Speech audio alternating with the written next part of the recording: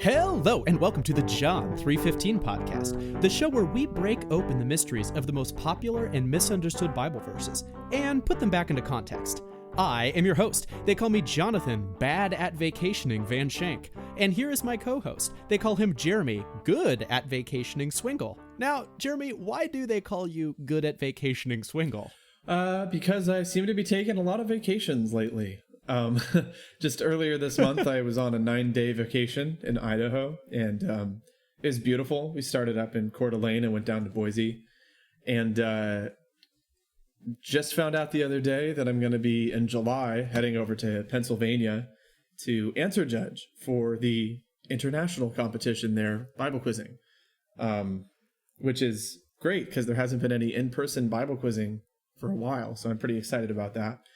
But it does feel like I'm kind of using all my time off within a several month period here. So I apparently I love my vacations. Well, what about you? Why are you bad at them? Well, I was just realizing today. So I'm also on vacation. We're back home visiting some family, and me and my family are. And I just realizing that I was working this morning trying to finish the podcast episodes that we could record it, now on this afternoon. And I was just realizing man, I just am bad at taking a break. Even on my first day of vacation, I'm working hard in the morning trying to finish writing a podcast episode. And just man, I'm so bad at resting and just taking a break. I mean, me and Kaylee talk about it a lot. I think it's the PhD program that just kind of messed up the way that my brain works, so that I just there's always something to do. There's always something to do, and I don't know. Even though I've graduated and everything, I think it's gonna take me a while to recondition my brain to be no, it's okay. There isn't another thing to do. You don't have to stay up late tonight working on that. Whatever the thing is. And anyway, so if I understand you correctly, university conditioned you? I don't think that happens ever, John. You must be crazy. True. Yeah, education. None of that goes on at our beloved university institutions. They would never imagine doing such a thing. No, certainly not. Certainly not. They're just teaching you how to think, right? Exactly. Or what to think, at least. Yeah, something like that. But in any case, it's I'm currently not super great at it, but it's good. It's something to work on, something to get better at. Cut the chit chat. Let's crack open the word. Well, today we are going to be talking about a passage from 1 Corinthians. And this is for this episode, we're kind of doing more of this is a popular verse, not necessarily a super misunderstood verse. But this popular one is one that a lot of people have memorized in the church, and I think with good reason, that this verse can be really encouraging to people who are seeking to be holy and honor the Lord, and this can be an encouragement to them when they are experiencing temptation. And so this is a great verse, and we're just really looking forward to digging into it. So the verses, you may have guessed, audience, is 1 Corinthians chapter 10, verse 13. And it says, "No temptation has overtaken you that is not common to man. God is faithful, and he will not let you be tempted beyond your ability. But with the temptation, he will also provide the way of escape that you may endure it." Yeah, I've definitely heard this verse used a lot, John. Kind of as a last ditch, if I'm tempted in the moment, how do I overcome that temptation, right? So people memorize this verse as a means of help against that, which is awesome. That's this is exactly the kind of verse to target for memorization, I think, for those who are looking to memorize more scripture. But sometimes I think when we do that with verses, we can sometimes forget about their context, and we start almost thinking of it as a mantra, right? If we say this verse, then it'll help us in the moment. Philippians 4:13 is a huge culprit of that I can do all things through Christ who strengthens me. Really, really has gotten mangled simply because it's such a lovely thing to keep in your brain. So it's kind of ironic. Yeah, and as you repeat it, it gets associated with so many other contexts that aren't, the book of Philippians, that it can kind of get other ideas attached to it that aren't, necessarily what Paul was meaning in that context. And I think the same thing is happening here in 1 Corinthians, where we will quote this verse a lot to ourselves, and because it is contextualized in the moment in a lot of different areas. It kind of is, it's almost like this is a separate thing from the book of First Corinthians. Oh yeah, for sure. Yeah. And by the way, that's great that it gets contextualized in lots of different ways. That's not bad at all. It's only bad if we completely neglect to ever read First Corinthians, and its context. Of course, I would say the whole point of knowing the scriptures is so that we can instantiate their meaning in our everyday lives, But all that being said, I think this verse sometimes, I guess at the very worst, it could get used in like a way to be lacking in grace toward other people, right? Like, if God has provided the way of escape, then really you should never sin. It's like, well, okay, that's technically true. Like, we shouldn't, but we do, and we all do it, right? It's all common to everybody to sin, as Paul says. So therefore, we should be gracious to one another. But I think for the most part, people just understand this verse to be a, assurance that God is not going to allow us to handle more temptation than we actually can take on, which, yeah, it's a very lovely idea. But there's a lot more going on in this passage too. So we're going to talk about it because we love this verse as well, and we want people to love it even more. It's time for the meat. Now, I don't think we've actually talked much about 1 Corinthians on this podcast. We've referenced it, but I don't know that we've done any episodes just like based around a verse, which is kind of interesting because it's such a big book. But yeah, well then, how about you give us a quick introduction here, Jeremy? Like, what is the letter of 1 Corinthians kind of about? Like, what's the whole deal?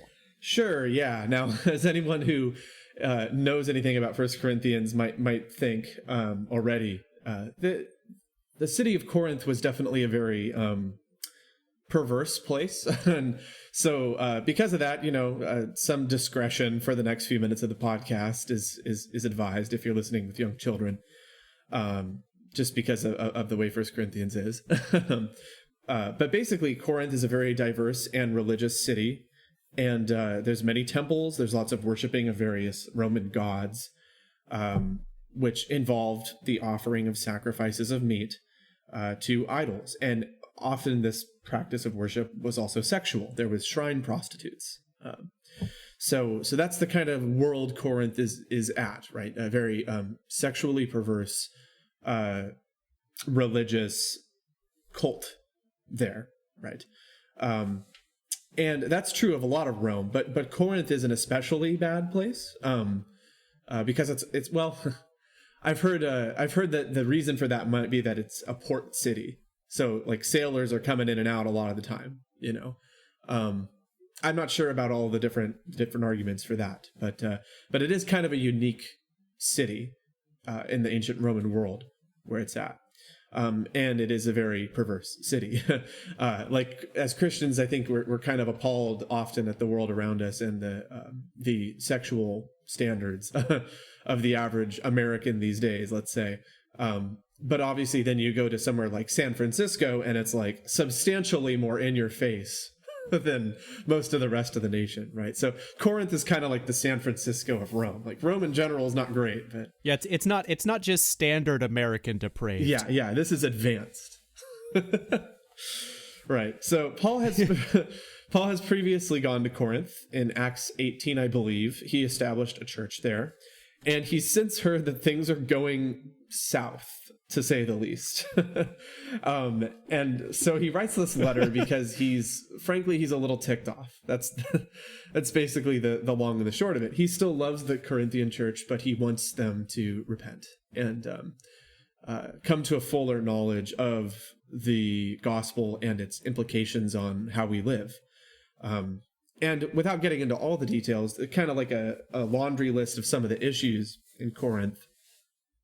You've got, of course, I mentioned sexual misconduct in Corinth as a culture, but in the church, it's also a problem. They've imbibed their culture a little too much. In 1 Corinthians 5, you have a man sleeping with his mother-in-law.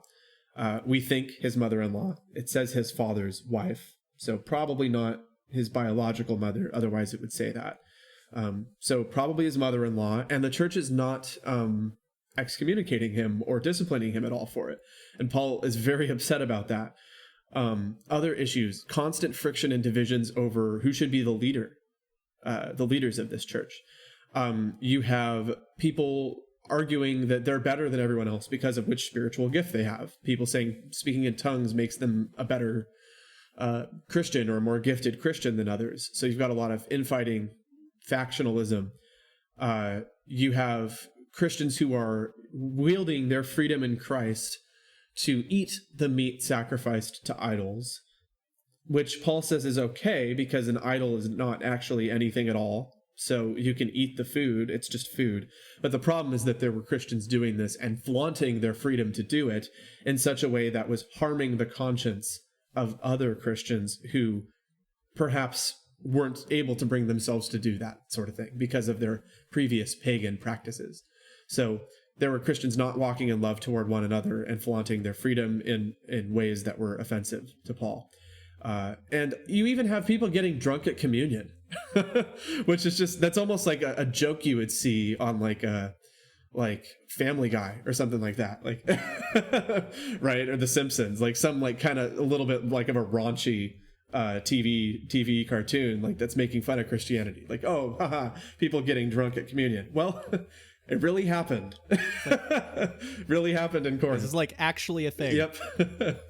So yeah, and it was, and the Corinthians are proud about this. Like it's absolutely wild. Yeah, and they're proud, and it's the rich too. So there's also a rich versus poor thing going on at communion. People who have less burdens on them are showing up early and eating and drinking everything, and then the poor have nothing. And Paul is just livid about it. So this is just some of the stuff that's going on. And it's really something else. It's sort of like, I don't know. It's like a reality show, a TV reality show. I don't know, like one of those kind of trashy ones where like all the everyone's like mad at each other and fighting. You know, those like daytime talk show hosts where everybody's totally. like screaming at each other. Yeah, I don't know. That's just kind of the feel you get at Corinth. Like, man, things are going wild over there, and Paul's not happy about it, to say the least. So. Now let's tackle chapter 10 itself, and I guess we'll transition into it by 1 Corinthians chapter 9, the end of what's going on in that chapter. Paul has just made his argument that he ought to be paid by the Corinthians because he offered so much spiritual service to them. He, established their church. And so, hey, you guys should pay me. But then he goes on to say, by the way, I'm going to forego this right that I have to be paid by you because I want to preach the gospel widely and freely.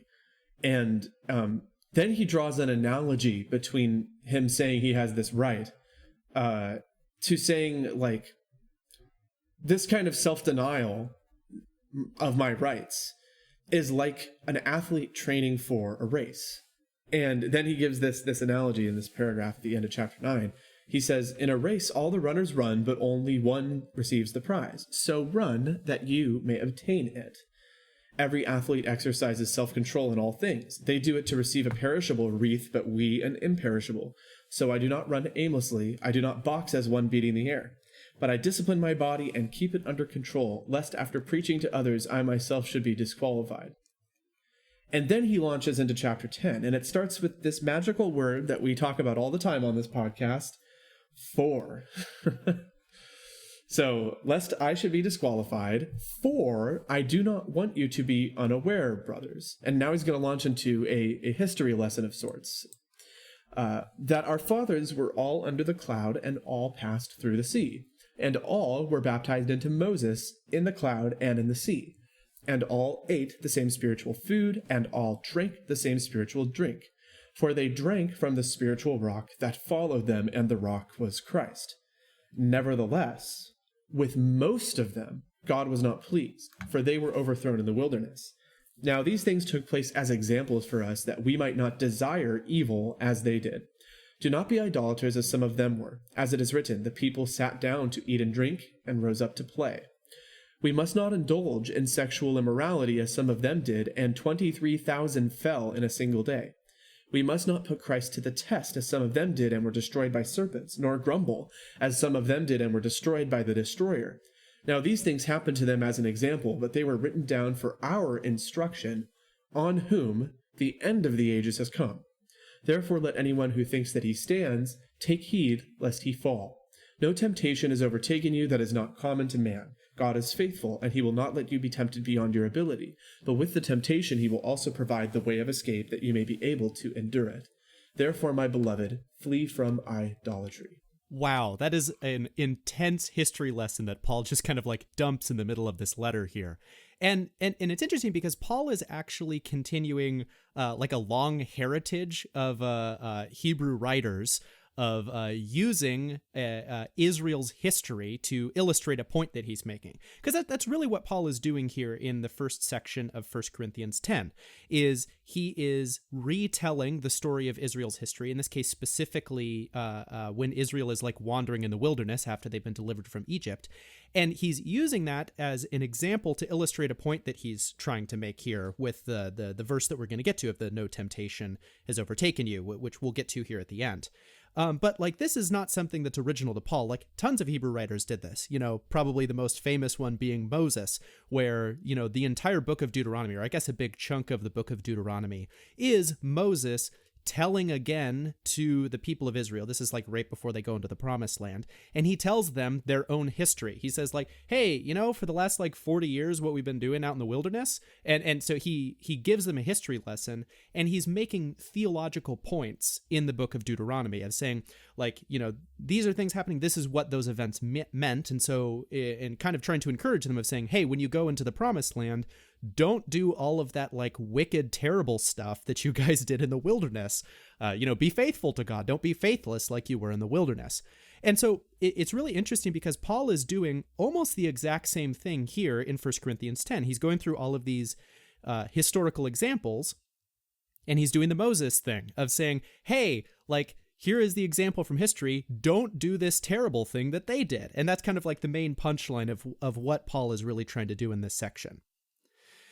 Now, it's interesting because Paul makes a number of allusions in this section of he uses a lot of kind of rapid fire examples of this, of some of the examples of like, don't be idolaters, as is written, the people sat down to eat and drink and rose up to play.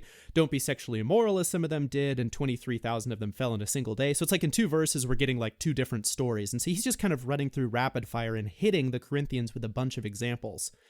And it's actually really interesting because he clearly expects the Corinthians to get all of the references that he's making as he's kind of like running through all of these examples. And I'll be honest, when I was reading this and prepping for the episode today, I definitely did not get all of the examples that Paul was making in this section. That, he's like clearly like, oh yeah, you guys know this story, you guys know this story. And I'm like, Paul, which story is that one again? And so it's a little bit convicting for me of like, oh man, I talk all the time about how the Old Testament is important, but man, I don't know the Old Testament nearly as well as the New Testament authors do. And so actually, as I was writing this, I thought it would be fun for us to maybe both to get some more of the context of these stories that Paul is using. And also, I think it'd be sort of a fun game is if me and Jeremy played a little game on the podcast, and we'll also let you listeners at home join in with us. I'm going to go through and reread each one of the historical examples that Paul gives here. And then you all, and embodied right now in the person of Jeremy, are going to try to guess which Old Testament story Paul is referencing or alluding to in these sections. And also, try to give as many details or pieces of that story as you can remember. And then finally at the end, the extra challenge is try to guess the reference of the story. And we'll say, double points if you can get like within 3 chapters of the actual occurrence.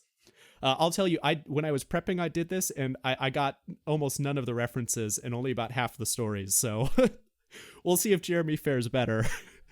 Yeah, we'll see if my Bible degree was worth the money it cost me.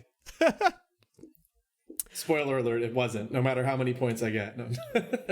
All right, Just so kidding. we will. All right, let's do this. Let's jump into the game of Guess That Old Testament Allusion. No, this is great. Okay, so for 1 Corinthians chapter 10, verse 7 is our first example here. It says, "Do not be idolaters, as some of them were. As it is written, the people sat down to eat and drink and rose up to play." Now, you may notice there are quotations around that because this is actually a quote from the Old Testament. The people sat down to eat and drink and rose up to play. So, Jeremy, hit me up. What story is this, and what's the reference, and what kind of details can you give me about this occurrence? Yeah, this one is rough because it's actually not an allusion. It's just a literal quote. Oh, yeah, fair so point. there's not a whole lot of excuse. Is this what the people are doing with the golden calf when Moses is up on the mountain? Yes, it is. Yeah, this is the story of the golden calf. What do you remember about it? Okay.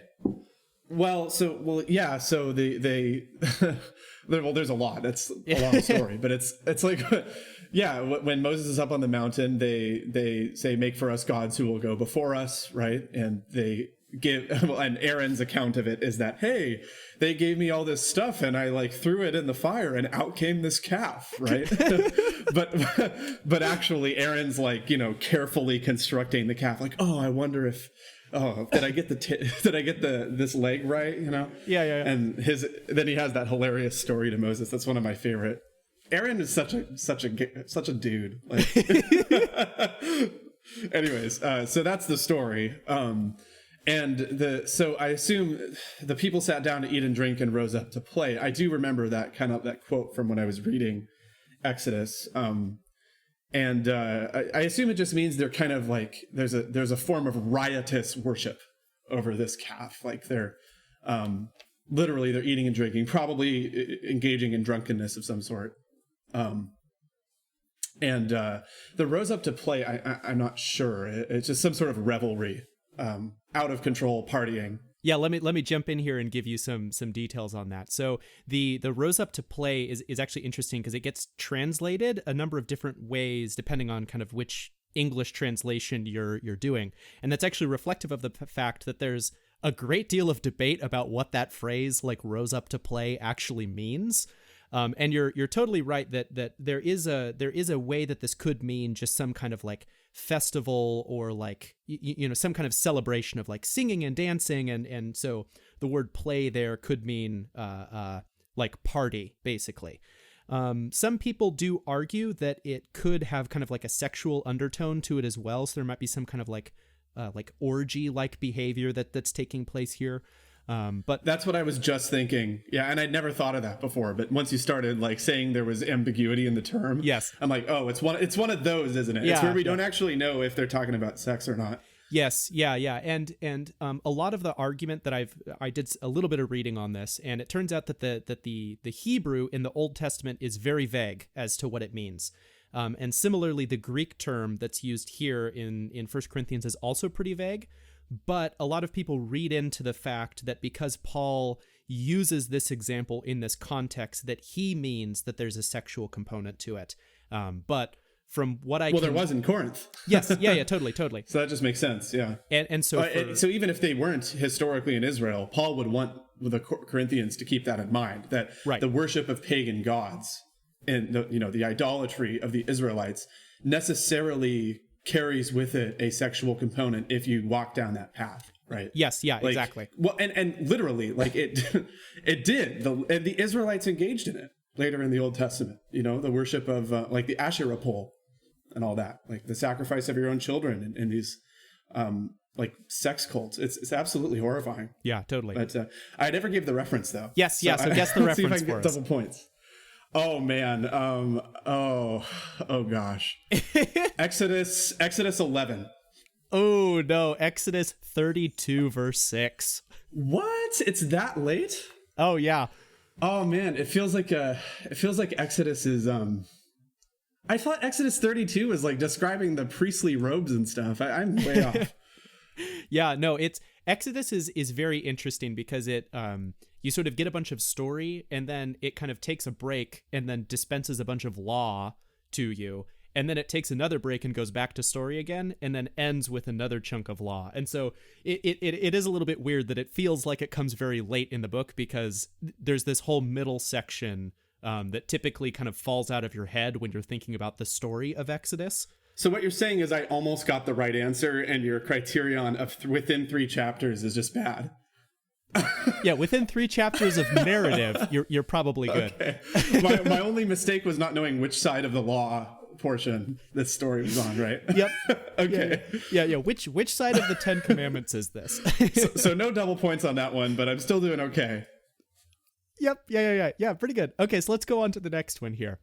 So 1 Corinthians chapter 10, verse 8 now. So we must not indulge in sexual immorality, as some of them did, and 23,000 fell in a single day. Okay, I have a strong hunch on this one. So I think it's when... All right.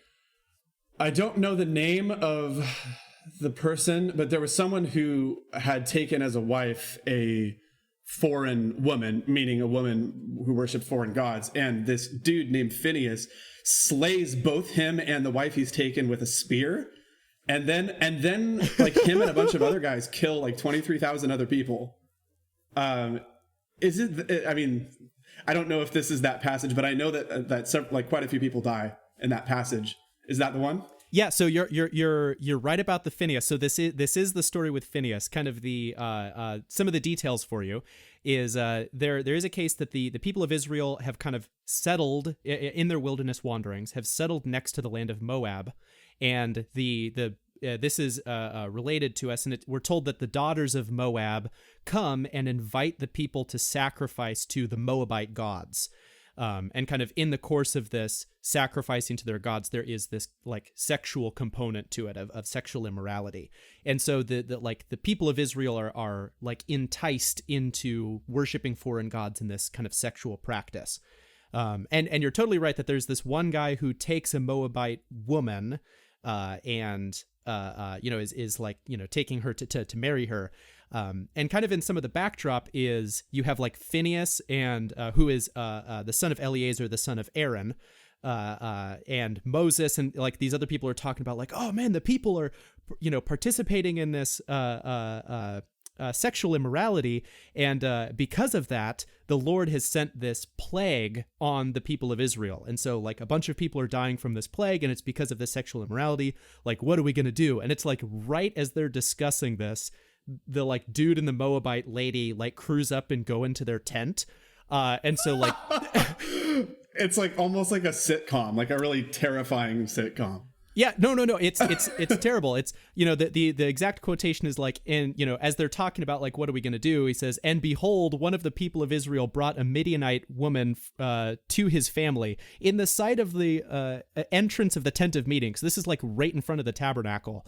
And it's like, when Phineas, son of Eleazar, the son of Aaron, saw it, he rose up and took and left the congregation, took a spear, and, he plunged it through the two people and executed him. It's pretty brutal, but because of that, the Lord relents from his anger against the people of Israel, and the plague lifts, and we're told that the 20,000 people are killed from this plague, and so that's kind of the reference here.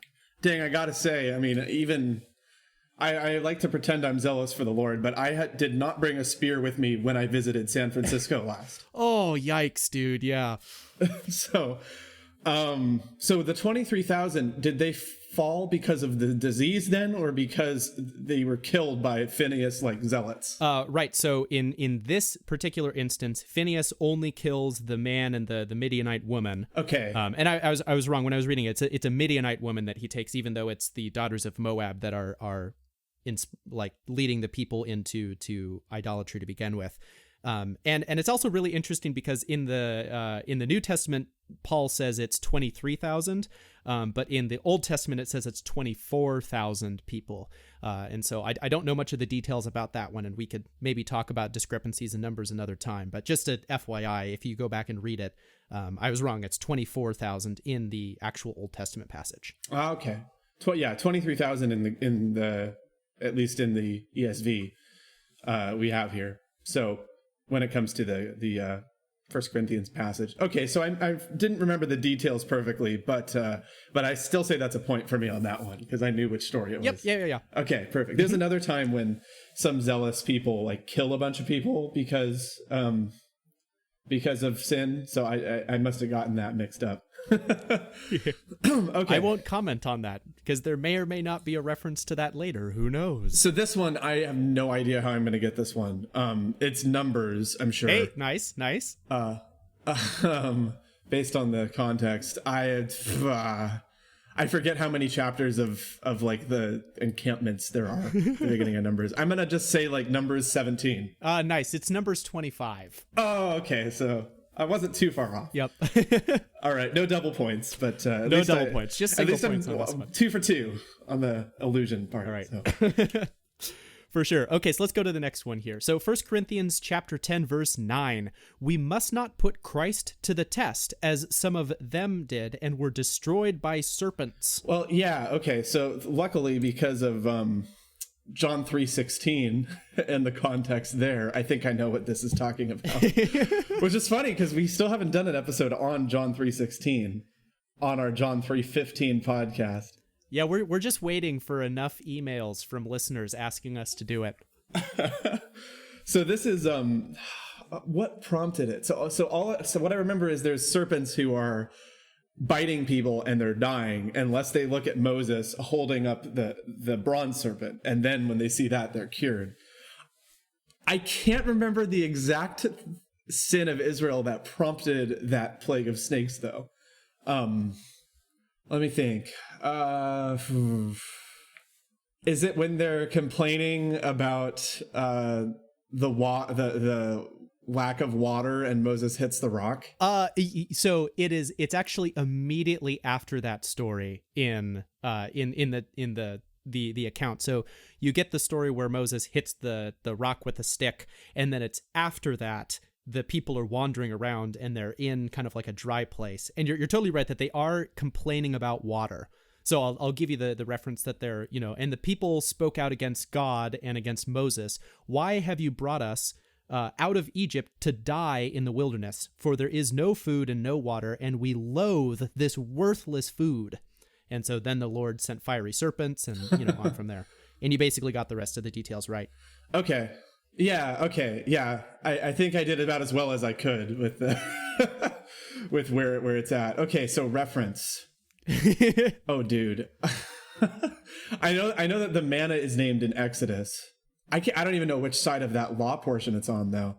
I'm gonna say Exodus 14. Ooh, no, Numbers 21. Oh, I'm way off. Okay, yeah.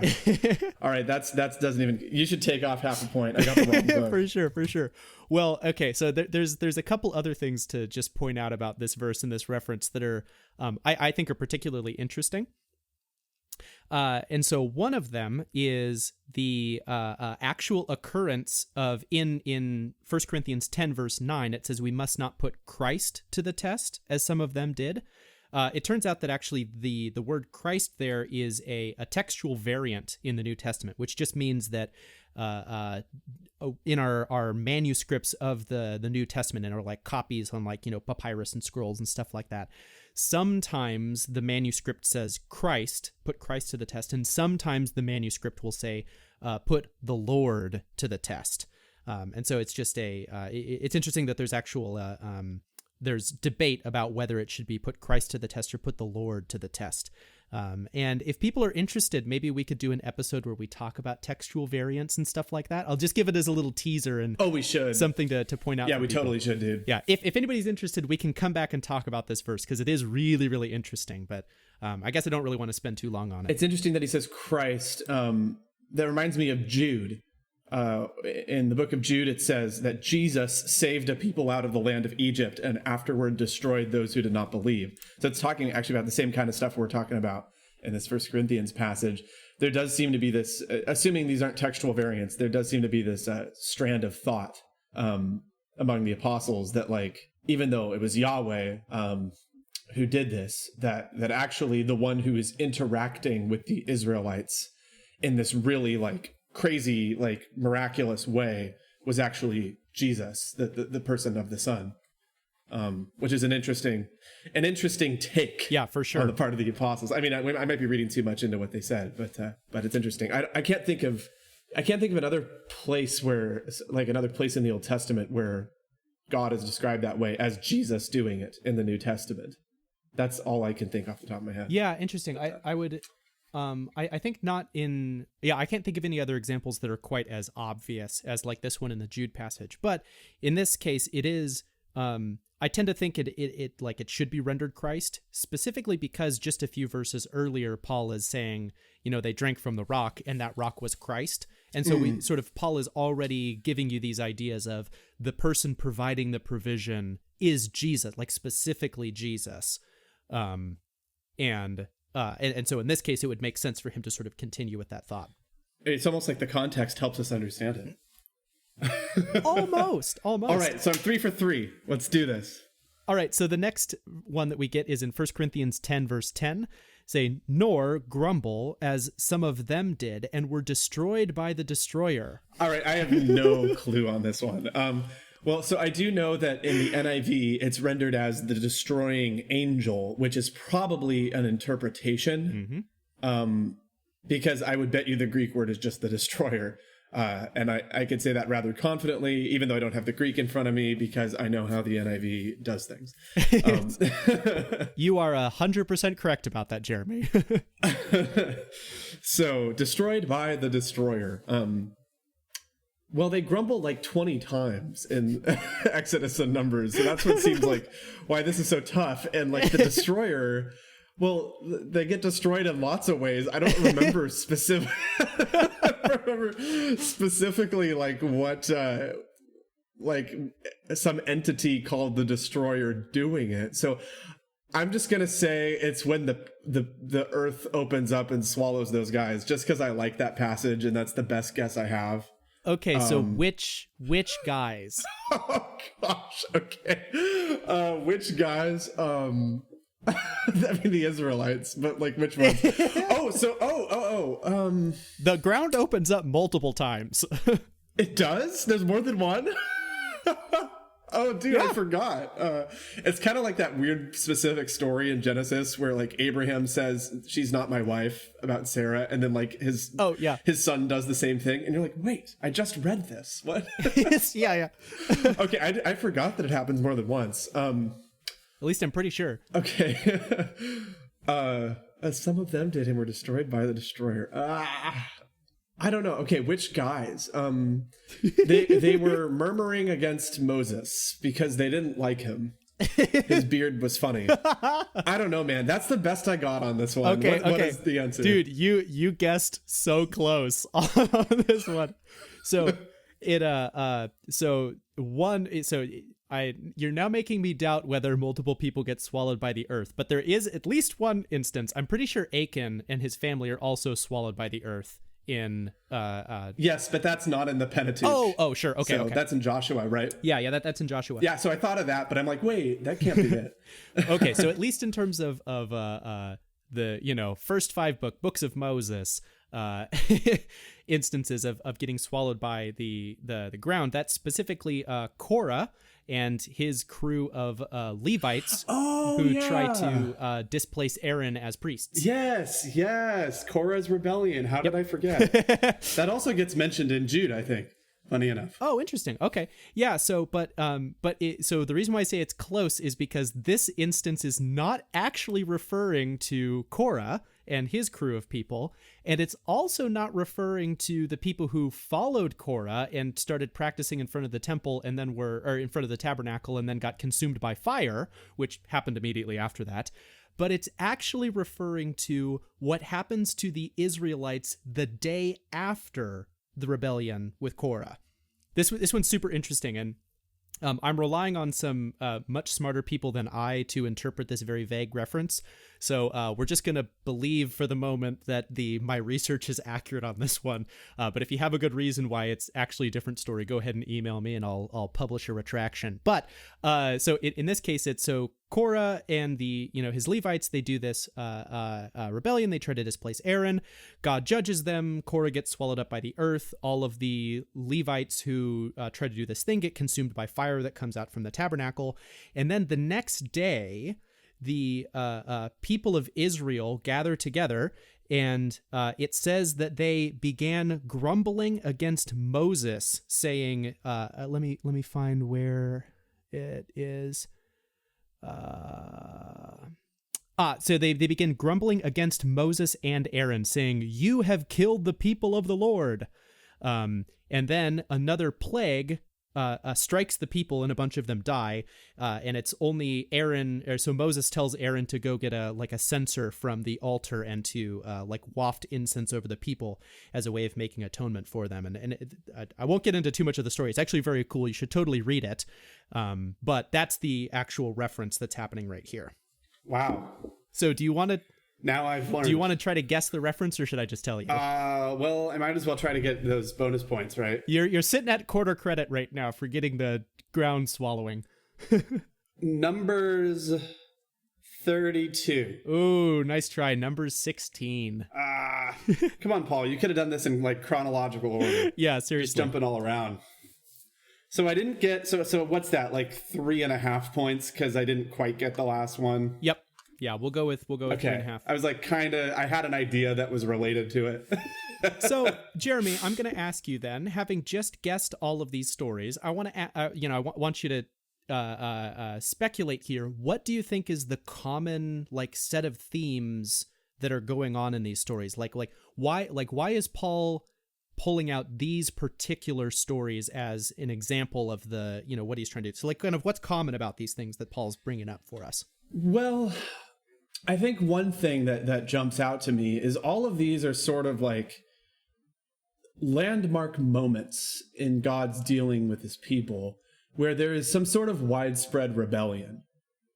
There is not you do have individuals who are part of it, like Phineas, but they're the guys fixing the problem, like Moses, right? Also obviously, but it seems to be that as a corporate body, the people of Israel have rejected Yahweh from being Lord over them. Right. And so it seems to be the whole journey, right? He gives these examples from the whole journey that the Israelites were on. Yeah. From the beginning all the way until they enter the promised land. And these are these are Paul's points as to his, because he says earlier in 1 Corinthians 10 that even though all these people went through all these same miracles, the spiritual rock of Christ, drinking and eating the same food and drink, right? And being baptized in the cloud and in the sea. That's a fascinating reference we don't have time for today, by the way. but maybe we'll get to it in our baptism episode. It's a baptism throwdown that we haven't done yet. Yeah. Yeah, it's on the horizon, folks. So all of these people interacted with God in these same miracles. And nevertheless, God was not pleased with most of them. He scattered their bodies over the wilderness as they perished at the hand of the Lord for their sin time and time again. And it's not one person, it's the whole body of people. And Moses is basically the only thing keeping God from just wiping them off the face of the earth. Moses and a few other dudes like Phineas. Yeah, no, and I love that second point that you bring up there of it being, in fact, the individual who delivers the people. So it's it's Phineas's zealous act, or it's Moses standing as between the people and the tent of meeting in the last story. And I encourage the audience to go read all of the details of the story and see that it really is this very interesting sin of the entire community, for which some of them die, and then it is the individual who delivers the people from that, and has God relent from his punishment. Yeah. Okay. So I think I see where you're going with this, and I don't want to give anything away too quickly, but let me guess. In 1 Corinthians 10:13, when it says, "No temptation has overtaken you." Yep. Except that which is common to man. Let me guess. That's a Greek plural you, not a singular you, right? Yes. Okay. Yes, it is. I have yes, not it looked is. at the That's Greek. Great. John prepared most of this episode, but I am digging into his brain here. Your biblical spidey sense is tingling. Yes. I see where you're going with this. Okay, cool. I love it. Right. So what it really seems like Paul is doing by bringing up these examples is what he wants to have in our minds as we're coming into the verses 12, 13, and on from there, is thinking, oh, we have the covenantal people of God. So this is like the community that God has chosen and has chosen to interact with. And we kind of get that from what Jeremy was saying before of like, they were all baptized into, Moses and the cloud and the sea. And like that whole section this is all the language of the people being joined and collected together as one people, which is to mirror us in the church as also being collected together into one like covenantal people of God. And so Paul comes into this as saying like, hey, there's the group of people, which in this example is the Israelites, and then the application for you is as the church, and they corporately participated in these sinful actions, and God judged them for it. And that's kind of the big thing, the big punchline that Paul is kind of building to right here is, so he says, Church of Corinth, his idea is guard yourselves, the church, against the same kinds of idolatry, blasphemy, sexual immorality that the people of Israel like fell into as the practice of the community. And that's really what you should be guarding yourselves against, is kind of what the context is leading up to. And to bolster that point, because that's exactly where Paul lands, starting in verses 14 and going on from there. This is 1 Corinthians 10, verse 14. Therefore, my beloved, flee from idolatry. I speak to sensible people. Judge for yourselves. The cup of blessing that we bless, is it not a participation in the blood of Christ? And I'm probably not going to keep reading from there, but I encourage you to finish the chapter. And he then goes and makes very explicit all the connections that we're talking about right here of you as the church are also formed together. So flee from the kind of idolatry that the corporate people of God in the wilderness wanderings fell into and were judged for. And you participate in the blood and body of Christ as a corporate body, not as an individual. Like if there's anything that's about the corporate body of the church, it's the Lord's Supper. Yes, yeah, totally. This is the act that we do of being joined together as one people, being, unified with Christ. Baptism is what the individual does to be initiated into the covenant community. And that's even the case for the old covenant, because the people were baptized, quote unquote, as they walked through the Red Sea. I think that's the point of that verse. Although, again, we don't have time to get into all the details. It's a great verse. But so water, that ritual, initiates people into the body. But once you're a part of the body, the Lord's Supper is how you participate in that body, right? Or eating the same spiritual food and drink. So that's the idea here, I think. But once you're in the body, it's not just you anymore. Like me and you, like I'm my private Christian, right? And I just have my religion in my house. No, it's the corporate body of assembled believers. Right, and that it's that. Anyways, yeah, and there very much is this undertone of the group together, except that we have verses 11 through 13, which kind of take a bit of a strange detour from the rest of the trajectory of the passage.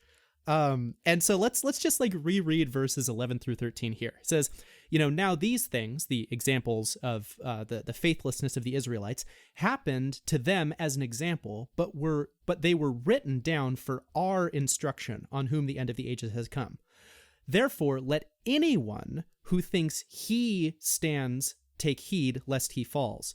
No temptation has overtaken you that is not common to man. God is faithful. He will not let you be tempted beyond your ability, but with the temptation, he will provide the way of escape that you may endure it. And so what's really interesting here is that transition verse of verse 12 of, therefore let anyone who thinks he stands take heed lest he falls. Because the pronouns there are all singular pronouns. The person, if this individual thinks that he is standing firm, let him take care lest this individual fall. But then, as Jeremy, your spidey sense was tingling, and you are correct, when we then go to the next verse, in verse 13, when it says, no temptation has overtaken you, the you there is a plural you. And so Paul kind of does this kind of flip-flop of, he's first of all talking about the group as a whole, and then for one verse uses singular pronouns to talk to, like, in the prototypical individual in the community, and then switches back to talking about plural pronouns, or using plural pronouns again to once again sort of address the community as a whole. So, Jeremy, what do you think might be going on there with this like flip-flop that Paul is doing right before we get into verse 13? I've got you cornered, John. I think I'm picking up what you're putting down. There is a sense in which the whole corporate group of people bears culpability for sin, or for righteousness for that matter, but we're talking about sin. There's a sense in which everybody bears that burden. But there's also a sense in which each individual is the one actually culpable for their own individual sin. And it is only on that individual basis by whom God judges each of us when it comes to our status before him, right? Whether we fall or not, whether we go to heaven or hell, to talk about ultimate destiny. So, and I think this is why, and earlier in the passage, Paul says, all ate the same food, all ate the same drink, all were baptized. Nevertheless, God was not pleased with most of them. So he goes from the word all to the word most earlier in the chapter. And I think this is Paul I don't think Paul is thinking about this consciously, actually, in this passage. I think this is what's going on just in his subconscious mind. This is how he understands the people of God at base level, and this is flowing out in the language he uses. He's saying, as a body, we all have to deal with the sin that's in our midst. As individuals, we can do what we need to do to make the right changes, and we can take heed lest we fall as individuals, and let God be true, though everyone were a liar. At the end, we can stand alone even if the body falls. I think that's where you're going with this. Yeah. No, I think Paul really is trying to hit that there's a sense in which it's the community that sins, but Paul seems to be highlighting the fact that, it's a bit of a phrase, but I'm going to use it anyway, that communities are made up of individuals, and that I think there's kind of two things that he's saying. That on the one hand, you as the individual can kind of get swept up in the trajectory of the community. And I think this is kind of what he's saying of if you think that you are standing firm, take heed lest you fall. And I think he's kind of emphasizing this idea of the community has a trajectory, and, sure, you're part of the community. You might think that you're standing firm, but there isn't the guarantee that the community is going to do the right thing necessarily. And so you need to be taking care, as your person, that you are not one of the, that you don't find yourself as one of the Israelites who is, participating in this sexual immorality with the, the daughters of Moab, or, to use that sort of example.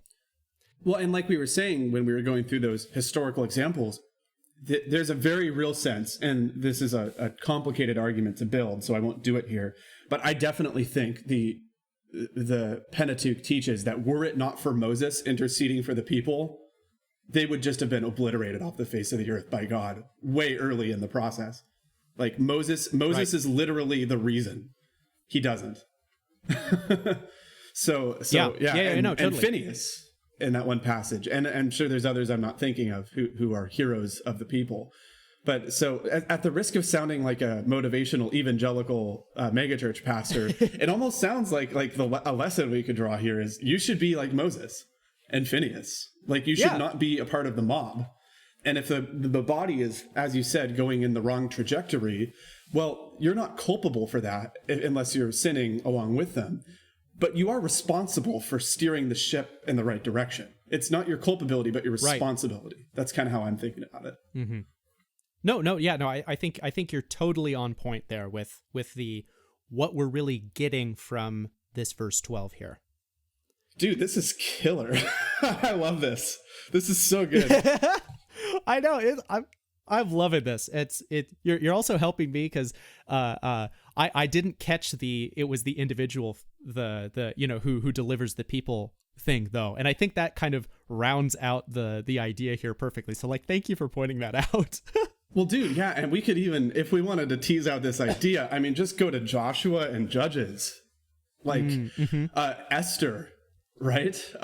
King David, Samuel. But I'm particularly thinking about the Judges. The whole point of that cycle of Judges is the people sinned, everyone did what was right in their own eyes. God raised up a judge to deliver his people. It's all about these individual figures who rise up to the occasion and deliver the people. It's incredible. So I think we've spent a long time talking about the context, and I think we've hit a lot of the major themes that are going to help us to understand really fully what's happening here in verse 13 when we kind of come to this, no temptation has overtaken you. But there's one more piece that I really want. Well, actually, maybe I'll do it this way. Let's just kind of read the verse again and start making some observations and maybe asking a few questions that we can tease out for the rest of the episode here. So, Jeremy, could you just read us the verse one more time, just straight and clean here? For sure. No temptation has overtaken you that is not common to man. God is faithful, and he will not let you be tempted beyond your ability. But with the temptation, he will also provide the way of escape that you may be able to endure it. Nice. Yeah, and so the first kind of observation, we kind of already mentioned it before, is that the yous here are plural pronouns. So we could render it like no temptation has overtaken y'all except what is common to man or common to mankind, as some people render it. But kind of one of the things that sticks out to me is I think this verse is actually kind of a little bit strange, and I'm going to make the argument for it because Paul seems to be blending two somewhat different metaphors with one another in this verse. So it's like on the one hand we have this quote unquote temptation that has overtaken someone, or it's like it's overtaking you. Now just a kind of a quick aside here, that Greek word that's here translated overtaken is actually rendered very consistently among English translations as overtaken. There's a very wide consensus that is in fact what the word means, with the notable exception of the NIV 1984, which renders it seized. It says, no temptation has seized you except what is common to mankind. And I think that, together we can maybe infer a little bit of like what that word actually means by kind of seeing these translational choices. And kind of the idea is that temptation is viewed here as like, I don't know, it's almost like it's waiting for you, or it's like seeking to ambush you or chase you down and take hold of you. It makes me think of like the way that God describes sin or temptation that Cain is feeling, like back in the book of Genesis. It says, God says sin is crouching at your door, speaking to Cain. And kind of the idea is sin is like this animal that's like lying in wait to pounce on and consume Cain. Or I also think about the passage in 1 Peter that says like the devil prowls around like a roaring lion. And so there's kind of this image of sin and temptation, or these things that are like seeking to like take hold of you or like spring on you when you're not aware. And so that's kind of like one whole kind of metaphor that's being used here by Paul, this idea of something trying to ambush you. And I like that idea. I like that idea too. It's like the victim is unsuspecting, right? And that's like the whole idea why Paul says, take heed, right? In other words, saying, paying attention to the scriptures that were written down as examples for you is how you become more suspecting of these traps, right? Yes, totally. And this metaphor actually works with the second half of the verse as well, where we see that God provides the way of escape, is kind of the way that it's rendered.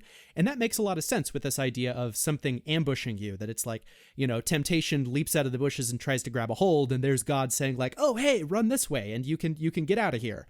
If I could kind of be a little bit flippant there. But that's sort of the idea, is this sin grabs you, and God provides the way for you to escape that like seizure that has happened. If I can also make an extra comment on the y'all thing, the plural you. Oh, yeah, go for it. Because he's talking to like the whole body of Corinth, and he's talking about these sins that they have been committing that were also committed in the past. I think there's also an element of this, which is like, hey, Corinth, I know you live in like the hotbed of sexual immorality and all, and you probably think you've got it so bad, just like believers in San Francisco today do, right? You think you got it so bad, but do you remember when 23,000 Israelites died in the wilderness because of sexual immorality? Like, yeah. Like they did not have a Corinth to make them sin. So it's almost like an element of saying like, look, everybody deals with this. You don't get an excuse because you live in Corinth.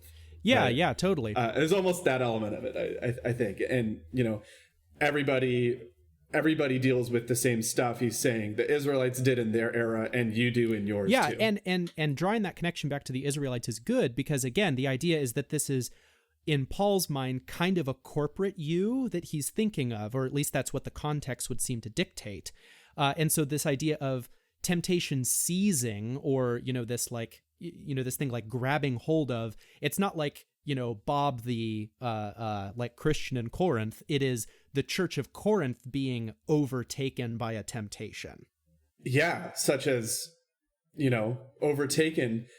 in the sense that nobody is talking about the fact that people are getting drunk at the Lord's Supper. Nobody is talking about this guy who's, sleeping with his mother-in-law and maybe showing up to church with her or something, like we just don't deal with it. We don't handle it. Yeah. It's almost like a group think or like a mob mentality that like comes upon the community. It's, this like, and in the examples of the Old Testament, it's like the people, start grumbling and like, I'm not sure if you've felt that when you're like part of a group and the group starts sort of doing a thing and you kind of get carried into it as an individual and you like find yourself participating in the thing that the group is doing.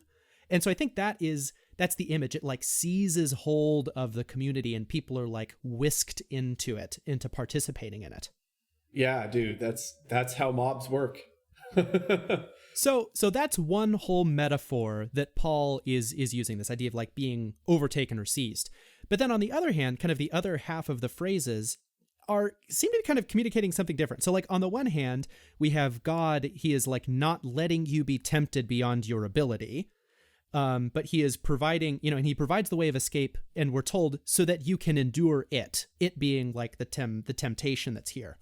So it's a little bit weird because, it kind of makes me ask, are we going to escape the temptation or are we going to bear the temptation? Because it's like, if God is not letting us be tempted beyond our ability, that's like a state that you're in of like, I am in the state of being tempted and and I'm being empowered to be able to endure that state, which almost seems to be kind of a different idea than something seizing me and me escaping from it. Does that make sense at all, Jeremy? Yeah, I think so. So I just kind of want to let that hang a little bit in the air as we're continuing to investigate this verse, kind of these two sort of ideas of, is it something that we experience in perpetuity as a community that we bear with, or is it something that seizes hold of us and then we escape from it? And I kind of want to just like let people grab a hold of those two things. One of the other kind of points I want to point out about this verse is just ask the question, like, where is this temptation coming from? Because like on the one hand, it says like, God will not let you be tempted beyond what you can bear. Or beyond what you were able, sorry. That seems to kind of be putting a little bit of distance between God and the cause of this temptation. It's not like God is tempting you. It's say like he will not let you be tempted. So there's kind of a little bit of distancing of God from the cause of the temptation there. It's like he's not doing it, he's just letting it happen. But on the other hand, the next phrase says, with the temptation, he will also provide the way of escape. Which, the word also right there, it's like, again, you can read it in a bunch of different translations and they all kind of render it basically the same way. But the idea is like, if he's providing the way of escape also, the thing before it has to also be something that he's providing. So it's almost saying like, God provides the temptation and he also provides the way of escape, which does kind of seem to be that like God is providing this thing. So it kind of elicits a bit of a question to me of, is God causing it or not causing it? Where do you kind of sit with that, Jeremy? What do you think? Well, it's kind of grammatically ambiguous. I think it could be saying with like God will provide with the temptation the way of escape. It could also be saying that like, because Greek is kind of like this. It could also be saying like, along with the temptation, like when it happens, God will provide this. Yeah. Now I'm actually really curious. I'm going to look up the verse in Greek. I didn't plan on doing this. I'm really curious to see what that construction is because it could go either way in the ESV. Synto pyrosmo. Yeah, with the temptation. Because the NIV does render it, when you are tempted, he will provide a way out. But that is a bit of an interpretation. So the ESV just does the very literal rendering here, which is definitely the right way to translate it. Oh, the ESV is always better when you look into it. So that's kind of ambiguous then. I'm not sure whether it's saying God provides the temptation or not. What I do know is James says God tempts no one. So there is a bit of a...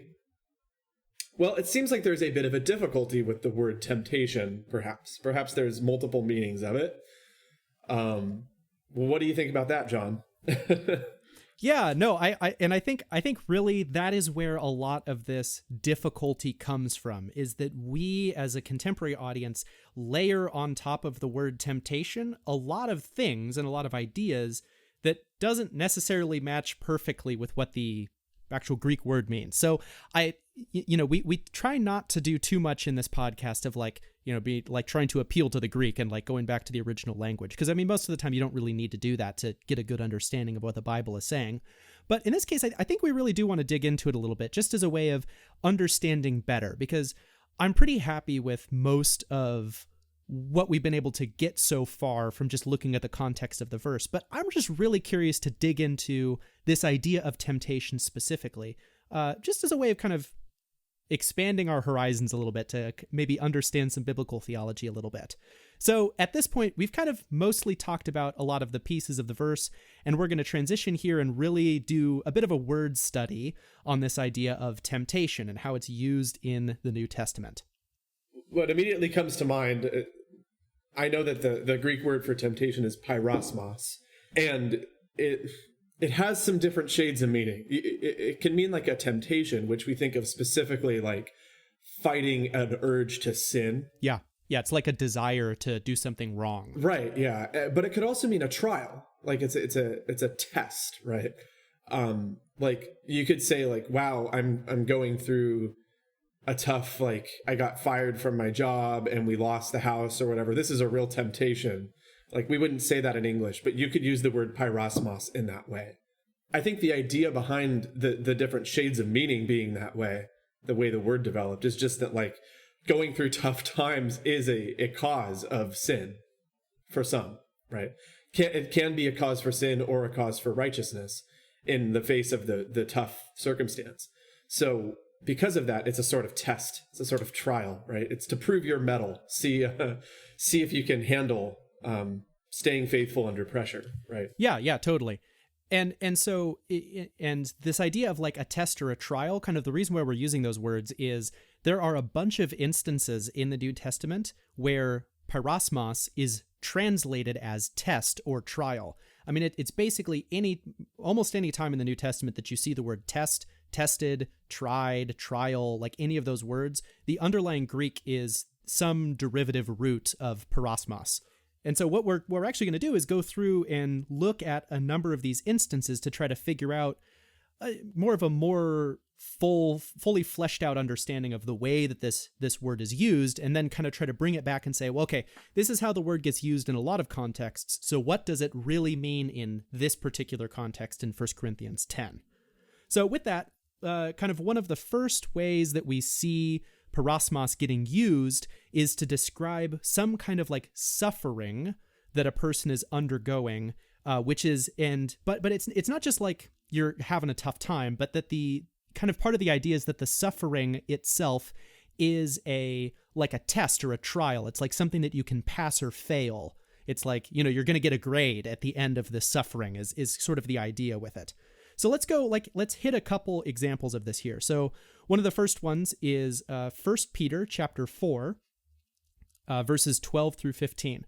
It says, "Beloved, do not be surprised at the fiery trial when it comes upon you to test you, as though something strange were happening to you. But rejoice, insofar as you share Christ's sufferings, that you may rejoice and be glad when his glory is revealed. If you are insulted for the name of Christ, you are blessed, because the Spirit of glory and of God rests on you.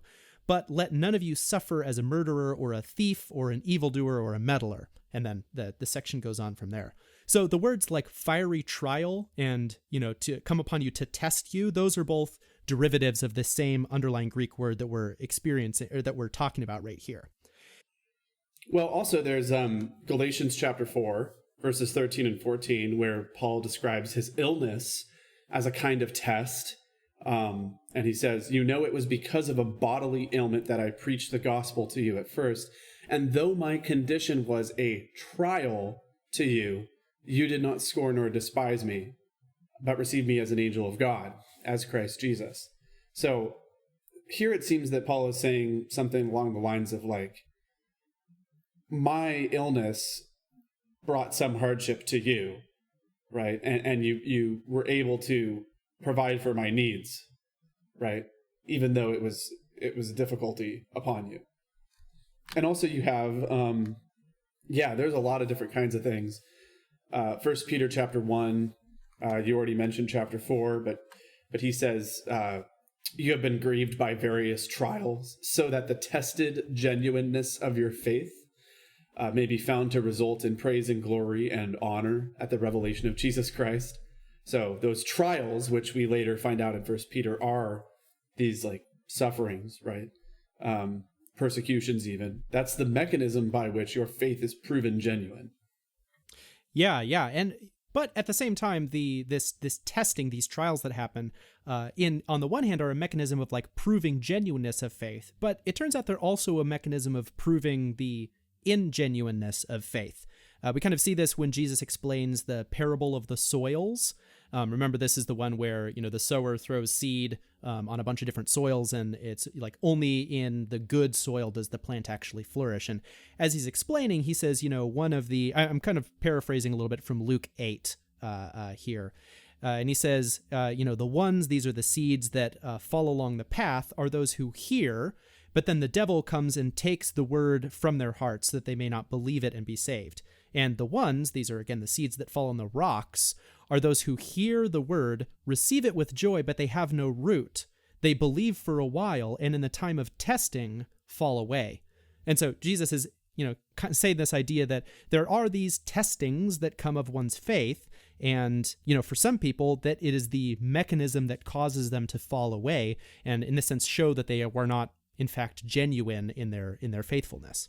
So the point here really is that this test, the suffering that gets talked a lot about, it's something that has a purpose to it. It's not just like meaningless suffering or like an oh bummer, you are kind of experiencing this hardship, isn't that like challenging?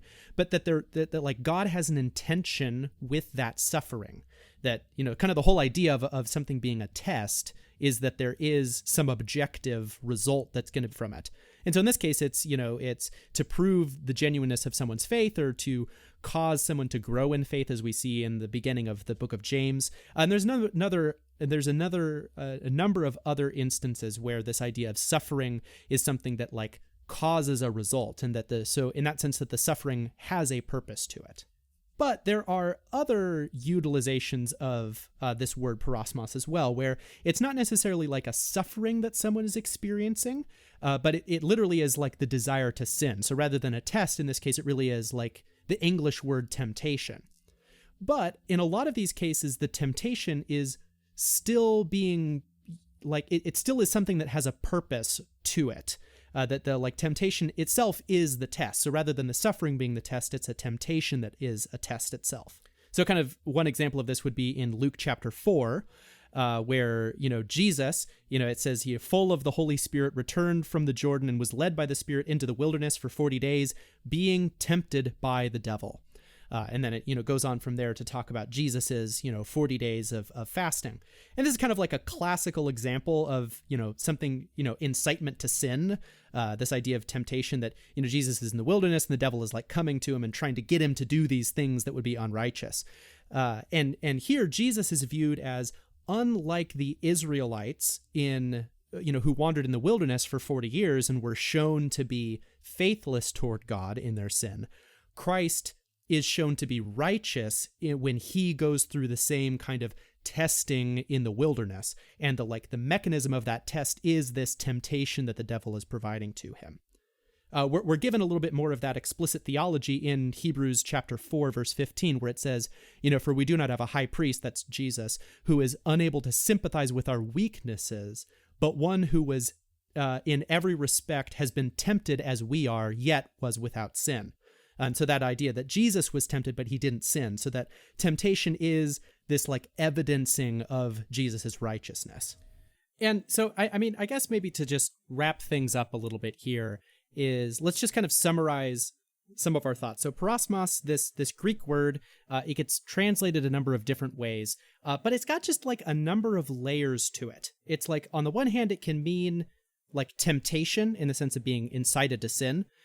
It can also kind of refer to this idea of like suffering or grief or like a burden that you endure.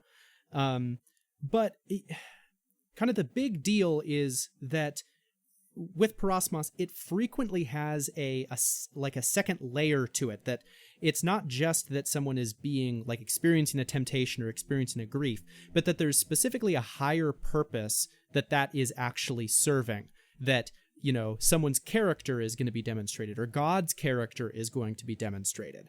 I think the intention of the person is the relevant factor here, of like God doesn't tempt us or doesn't, I should say, try us in a way that God doesn't want us to fail. Like he's not like putting up these tests of being like, yeah, like you should definitely do this wicked evil thing that I hate. Like, no, like his purposes in all of these things are to, you know, do something like demonstrate our character. And so I think that's really the important piece, is that the God's purposes in these trials and temptations are good. They are like for our good. If we could, you know, loop in an idea from Romans 8 there, which you can listen to a previous podcast of us talking about God's good intentions for us. Well, all this being said, how then are we supposed to understand pyrosmos as it's used in 1 Corinthians 10:13? Yeah, I would say that I tend to agree that I think that it should be rendered temptation. Like, I think it's definitely within what Paul is talking about, that the thing is a desire to sin, not like a suffering per se, but actually like a desire to do something wrong. That's totally within the context of what the Israelites were doing, that they were like, you know, being tempted to do something wicked. And so I think that that's also what Paul is talking about here with the community, that the community is being tempted, you know, you could be overtaken by this desire to do something wicked.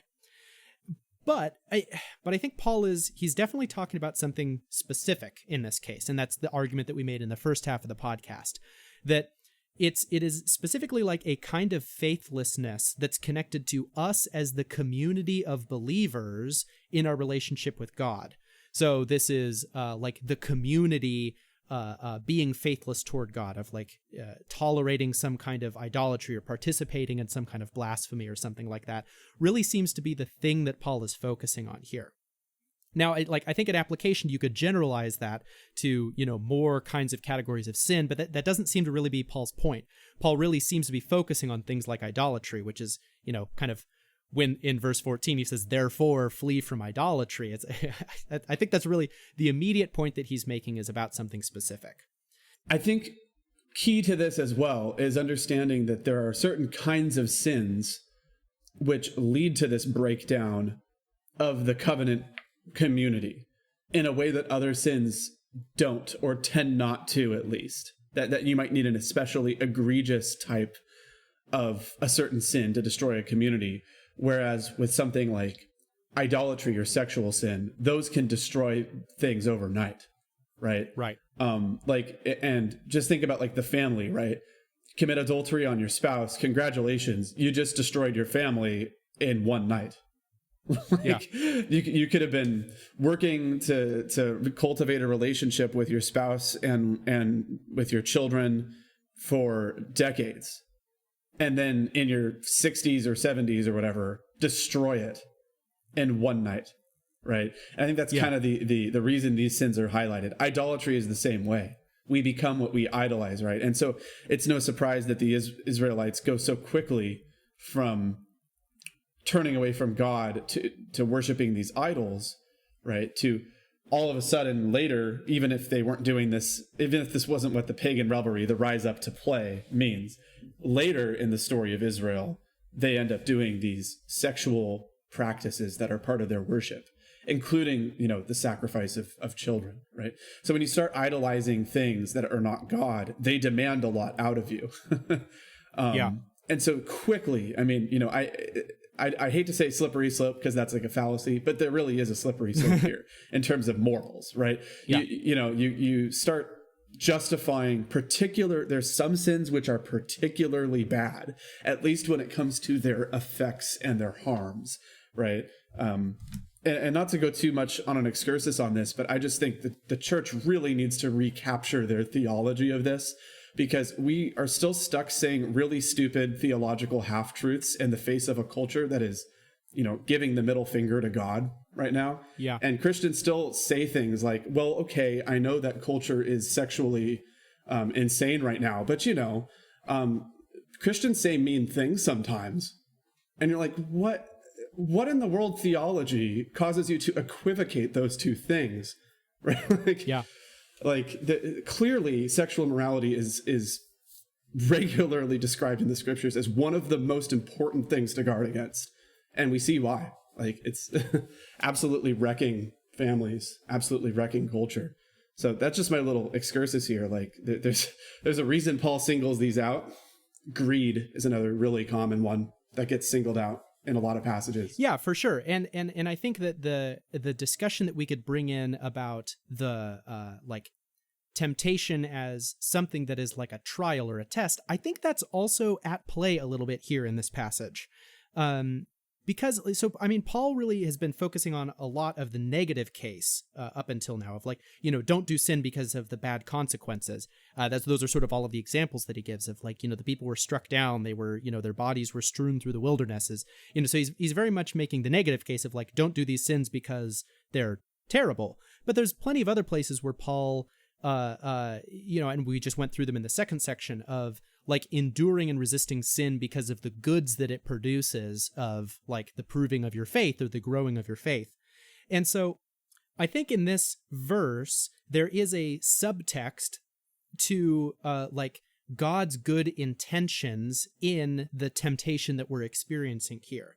Because it really begs the question of why would God allow, quote, not allow us to be tempted beyond what we can bear, and also provide the way of escape, unless his intention for us is to bear with this sin, to bear with this temptation and to, overcome it, to not be overtaken by the temptation, but to, overtake it. And so I think that there is this subtext of there is a testing quality to it, of us demonstrating our faith by bearing with this temptation, and that God is enabling us to do it, if that makes any sense. And I think this would be particularly relevant for the Corinthians, where they are steeped in this wicked culture that surrounds them, very perverse in its idolatry and sexual practice. And, one might look at that situation and see that oh, no, the Corinthians, they were sort of set up for failure. This church being put in the middle of this terrible culture. Why is anybody surprised that the Corinthian church is struggling with all of this wicked, terrible sin?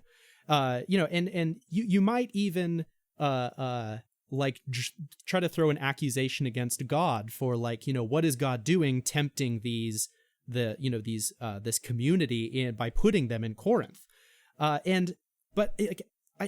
I think what this verse is trying to encourage the Corinthian church in is saying that God has a design and a purpose for putting you in this surroundings. He wants you to utilize this way of escape to bear with this temptation so that you can demonstrate the righteousness and holiness of the church community, and in turn demonstrate God's own righteous and holy character as well. And so if I would say, I think that is really what this verse is trying to communicate is, as the church, we should be resisting this temptation, and God is going to enable us as this community to do so, and that there is a purpose for it. It's, not only for our benefit, but also to highlight and demonstrate God's good character and the righteousness that he has given to us. It's time for the other meat. Well, application as usual tends to just flow pretty naturally from our episodes. And so let's just hit on some of these key points before we take off for the day. First off is, pursue faithfulness to God and resist sin. I mean, this is the obvious implication of the passage, and that's why people memorize this verse, right? There's a way of escape. You never have to sin, and so don't, right? This is something that we should be seriously pursuing holiness, and we shouldn't be taking excuses, from ourselves, from our own hearts about this. Now is the day to do this. Now is the day to be holy, right? And yeah, there's no reason to not pursue it with all our hearts. Yeah, and the application point number 2 is that's not a, saying, just do it good next time. It's, something in your own strength that you just need to muster up this, goodness in your own heart. but that like it is God who provides that way of escape for you. And so that when, you as an individual are experiencing temptation, I think one of the applications of this verse is that you should be like depending on the Lord for that way of escape, that your holiness is not something that just comes from you. It's something that God creates in you through the process of sanctification. So like resist sin, but like let's be depending on the Lord for that. Absolutely. And also on your church for a third point, right? Because we've been talking about the corporate gathering of the Lord's people. Encourage your church to faithfulness and be encouraged by it. Right? So like we shouldn't tolerate faithlessness in ourselves or in others. We should be looking out for each other, right?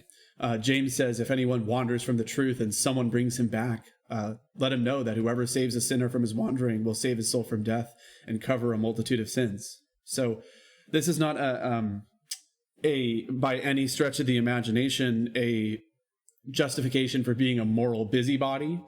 We're talking about being gracious. We're talking about, overlooking other people's faults. But if there's something, if you are in a Phineas circumstance, probably don't grab your spear, but like you do need to do something drastic about it, right? If your brother or sister is walking down the road to ruin, it is not loving to say nothing. That's a point I think we brought up on this podcast before, but this passage also leads us in that direction. We might only be culpable for our own sins, but we are responsible for the sins of the people around us who we love. We are responsible to help them. So yeah, this is an important part of the church. I think here's perhaps a fourth application point as well that goes along with the third one. Oftentimes we think of temptation as simply this like feeling that arises in our hearts that we need to work really hard to pray away or to like think of something else, do something else, right? Well, that is sometimes how temptation works. And I think that we get that from like the addiction model of understanding habitual sins, right? Someone who's abusing drugs, right? Or whatever, like something like that keeps returning to drugs. They need to resist a very strong emotional impulse to do it, right? That's how they get off of it.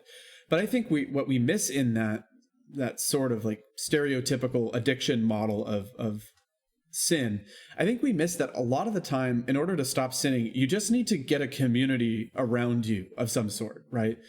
Often you need to take some active steps to change the circumstances you're in so that you're not there. Like even with drug abuse, I'm no expert, but what I've heard is that rehab is actually not very successful because people end up going back to the same life they used to live before they went to rehab. And then their old connections and the old things they used to do bring back those old neural connections that make them want to do the drugs, right?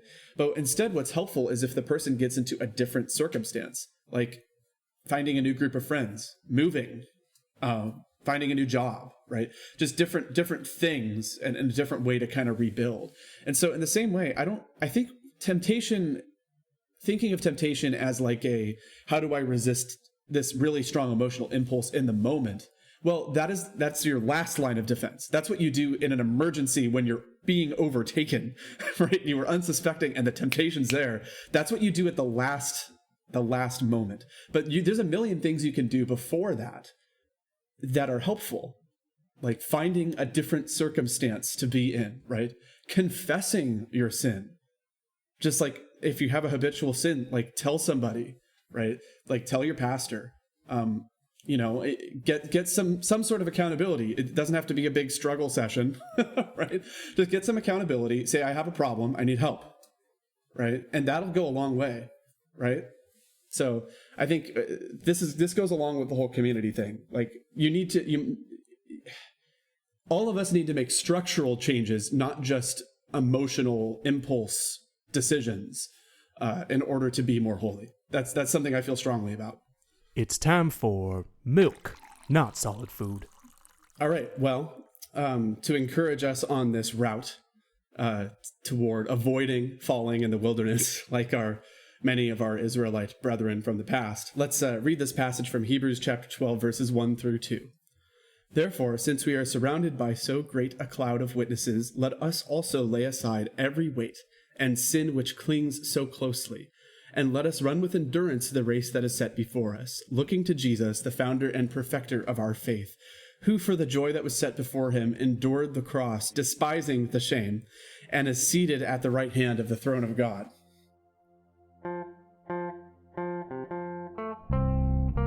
Well, in the words of the immortal philosopher Porky Pig, that's all, folks. We thank you for joining us. If anything you heard today has sent you into a blind theological rage, feel free to lambast us on social media. Alternatively, if you liked what you heard, have Bible verses you want us to break down, questions you think we can answer, or ideas for future podcasts, you can send them to thejohn315podcast@gmail.com. That's thejohn315podcast@gmail.com. Thank you for listening.